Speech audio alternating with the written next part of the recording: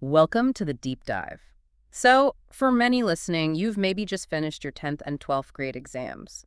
That whole 10 plus 2 stage. Yeah, a big milestone. Definitely. And the massive question pops up. What's next?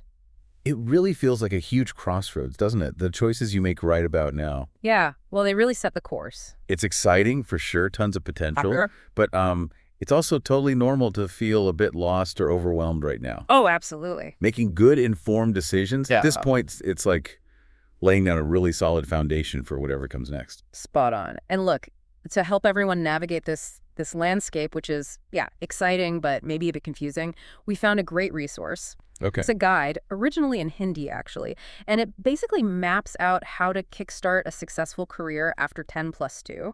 Think of it like a printed mentor, you know? That sounds really useful. Yeah. So our mission for this deep dive then is to kind of unpack that guide. Exactly. We want to pull out the key insights, the really practical steps, so you, listening, can feel, hopefully, a bit more confident, a bit clearer about which path you might want to take. Great. Where do we start? What's step one according to the guide? Okay, step one, and the guide really hammers this home, is self-discovery. Before you even glance at career lists, it says you need to take a proper, honest look inside. Yes, that's fundamental. Often, young people, and it's understandable, they jump straight to what jobs pay well or what's in demand. Right, the practical stuff first. Yeah. But this guide, wisely, I think, suggests that real long-term satisfaction often comes from matching your career to what genuinely interests you, what you're actually good at. It asks some pretty sharp questions to get that thinking started. It does. Like, what subjects really grabbed you in school, made your brain feel switched on? Were you always fiddling with tech stuff, or maybe more into drawing, writing stories, that kind of thing? Or maybe numbers, or getting lost in books. It's about finding these intrinsic motivators, isn't it? Totally. What do you actually like learning about? What problems do you find, well, interesting to solve? This self-reflection, it's like your personal compass. It helps you get your bearings before you even look at the map of career options. That's a good way to put it. Like planning a trip, you wouldn't just randomly pick a place, right?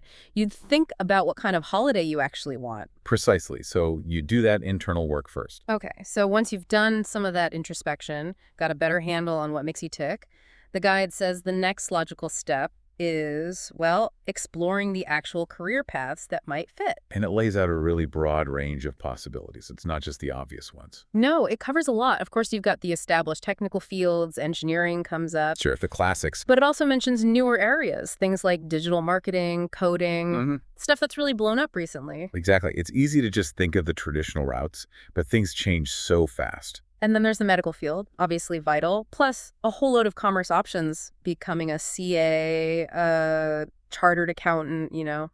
Finance, accounting expertise. Or a CS, company secretary, more the legal corporate side. Yeah. Or just a general commerce degree. It covers a really wide spectrum in business and finance. Yeah. And for people interested in, say, public service. Yep, that's in there too. It mentions things like the UPSC exams for government roles. Right, the civil services. The SSC for other government jobs, and the NDA if you're thinking about the armed forces.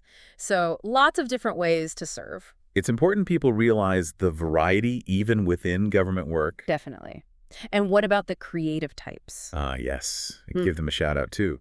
Designing, photography, even filmmaking are mentioned. Nice. And hospitality, hotel management gets a look in. And importantly, it doesn't ignore the traditional bachelor's degrees. Like a BA, BSc, BCom. Exactly. Bachelor of Arts, Science, Commerce.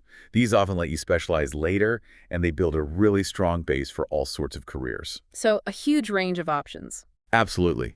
And the really key message, I think, woven through this part of the guide is that you can find success and fulfillment pretty much anywhere. Right. It's not like only one path works. No.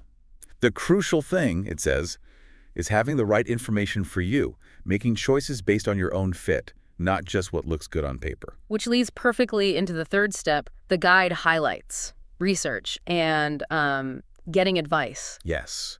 So crucial. It really pushes the idea that you need to dig deeper. Don't just jump at something because it sounds popular or you heard about it from one person. No snap decisions.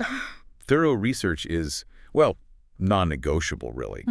The guide suggests practical ways, like using the internet, obviously, to get details on courses, what you'd actually study, which colleges offer them. All the factual stuff. Right. But then it also really highlights the human element. Like talking to people. Exactly. It advises reaching out to senior students who are maybe a year or two ahead. Get the real inside scoop. Yeah. And career counselors, obviously, they have the expertise. And even your teachers, they know your strengths. That makes sense. They see you in action academically. These conversations give you perspectives you just don't get from a brochure or a website, Real-world insights. Definitely. And there's a really important warning included here, too. Oh, yeah. What's that? It basically cautions against just following the herd. Everyone else is doing its trap. Precisely. Just because loads of your friends are going for engineering or whatever it is, doesn't mean it's the right fit for your specific talents, your interests that you figured out in step 1. So connect it back to yourself. Yes. The guide really encourages you to pick a direction that genuinely clicks with you, based on that self-reflection and your research. That's such solid advice. It's easy to get swept along, isn't it? Okay, so moving to step 4. The guide talks about more than just degrees. It focuses on developing skills and, well, your personality. Mm-hmm. It makes the point that today, just having the academic qualification isn't always enough. That's a huge point. Employers, even universities for further studies, they want well-rounded individuals, people who bring more than just the certificate. So what kind of skills does it emphasize? Well, communication skills are right up there. Being able to express yourself clearly, writing, speaking, that's fundamental everywhere. Makes sense. And it specifically mentions English-speaking skills, probably because it's such a key language globally now for business, tech, everything. True, very practical. What else? Computer skills, like baseline digital literacy is pretty much essential now, whatever field you're in. Can't really avoid that these days. Not really. And maybe more specific tech skills depending on your path. And the last big one it highlights is time management. Juggling everything. Yeah.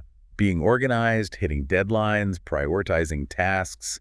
It sounds basic, but it's crucial for actually succeeding day to day. So these aren't just nice-to-haves, they're pretty essential tools. Totally. The guide frames them as things that help you ace interviews, yes, but also just thrive, to actually do well and move forward once you're in a role. Got it. They empower you long-term. Exactly. It's about building that capability. Okay, so the final step in the guide, step 5, seems quite encouraging, especially if things don't immediately go perfectly to plan. It's about starting small, but thinking big. Yes, this is such a vital message, I think. Because let's be realistic, right? You might not instantly get into your top choice college or land that absolute dream job straight away. Yeah, setbacks happen. They do. And the guide acknowledges that. It says, don't get discouraged by those early bumps in the road. So what's the advice then? The core message is, start where you are. Don't wait for the perfect opportunity before you begin. Get started. Gain some experience, even if it's not exactly what you envisioned initially. There's value in just getting going. Huge value. Practical experience counts for a lot. And the guide really stresses patience and just plain hard work. The long game. It's definitely a marathon, not a sprint. Every step, even the small ones, adds up over time. Persistence is key. That's a really grounding perspective. Okay, so as we kind of wrap up our look at this guide, it leaves us with this really neat summary thought, doesn't it? It says, career is not a race, it is a journey. Which is successful only by moving in the right direction.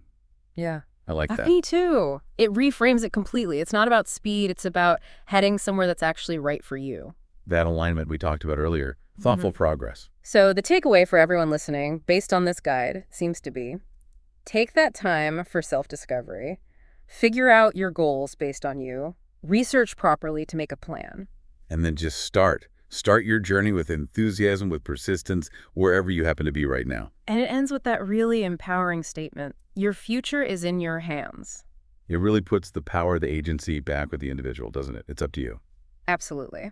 Okay, so thinking about everything we've unpacked, the huge variety of options, but also how critical knowing yourself is, here's maybe a final thought for you, the listener, to chew on. Reflecting on those initial questions, your interests, what engages you? What's maybe one small, concrete step you could take, perhaps even today, towards that self-discovery? Something that feels connected to where you think you might want to go. Time to start that internal exploration.